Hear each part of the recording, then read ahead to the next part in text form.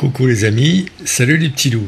Alors dans cet édito, je vais vous présenter la mise en place d'une nouvelle série de vidéos sur la façon de tenir son APN, appareil photo numérique, pour utiliser au mieux les réglages que l'on peut faire avec. Alors je sais que beaucoup parmi vous sont des geeks et qui sont fans de nouvelles technologies, dont je suis, mais je ne suis pas complètement stupide. Je sais que certains automatismes bourrés d'IA sont des avancées considérables, mais pour autant, il faut savoir bien les régler. Mais l'IH, l'intelligence humaine, c'est vous. Si vous savez bien régler votre boîtier, vous ferez des miracles avec. Si.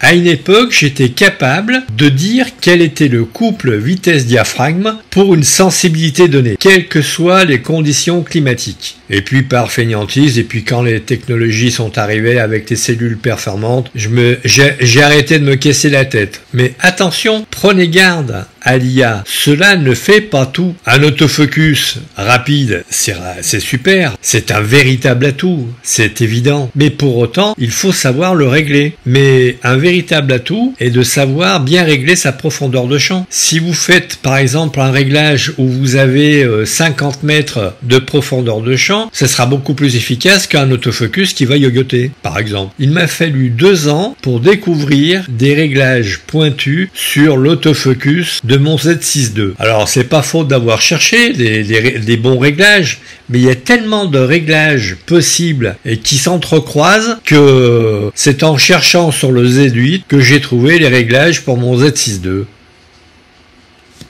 Et c'est là que je me suis dit, mon petit Mimi, il y a des réglages qui permettront aux gens qui regardent ta chaîne de faire de bonnes photos en toutes circonstances. Un stabilisateur, c'est cool, sauf si vous ne savez pas neutraliser la stabilisation de votre boîtier. Parce que un stabilisateur de ce style,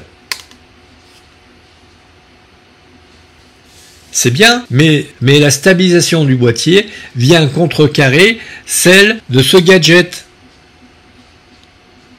Donc, savoir bloquer sa respiration et avoir la bonne position pour faire ses photos, ça complétera complètement les 5 stops de stabilisation de votre boîtier. Je réaffirme que les nouvelles technologies comme l'IA sont très cool, pour autant qu'on sache les maîtriser. Sinon, on obtiendra des effets inverses et donc ça créera des problèmes. Avoir tout plein de réglages, c'est bien, mais Nikon devrait aussi simplifier l'utilisation de ces technologies avec des boutons dédiés et avec la façon dont on se sert, parce que c'est pas le tout de foutre des boutons un peu partout avec des possibilités quasi infinies si on sait pas où trouver l'explication de l'utilisation de ce bouton. Sur ce les amis, je vous dis à très vite dans une prochaine vidéo et puis faites de belles photos.